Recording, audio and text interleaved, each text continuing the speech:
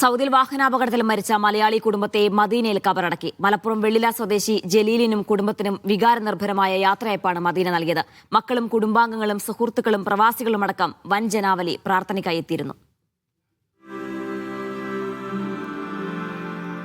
മലപ്പുറം വെള്ളിമല സ്വദേശി ജലീൽ, ഭാര്യ തസ്നി, മകൻ 13-കാരൻ ആദിൽ, ഉമ്മ മൈമുനത്ത് എന്നിവരുടെ മൃതദേഹം ഇന്ന് പുലർച്ചെ മദീനയിൽ ഖബറടക്കി. മസ്ജിദുൻ നബവിയിൽ നടന്ന മയ്യിത്ത് നമസ്കാരത്തിന് ശേഷമാണ് ജന്നത്തുൽ ബഖീയിലെ ഖബറടക്കം. കുടുംബാംഗങ്ങളും സുഹൃത്തുക്കളും ഉൾപ്പെടെ നിരവധി പേർ സംസ്കാര ചടങ്ങിൽ പങ്കെടുത്തു.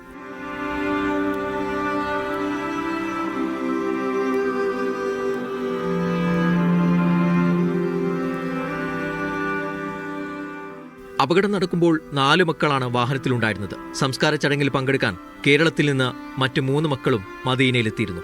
വെള്ളിയാഴ്ച രാത്രിയിലാണ് ജലീലും കുടുംബവും സഞ്ചരിച്ച വാഹനം അപകടത്തിൽപ്പെട്ടത്. മദീന ഭാഗത്ത് നിന്ന് ജിദ്ദയിലേക്ക് മടങ്ങും വഴിയായിരുന്നു അപകടം.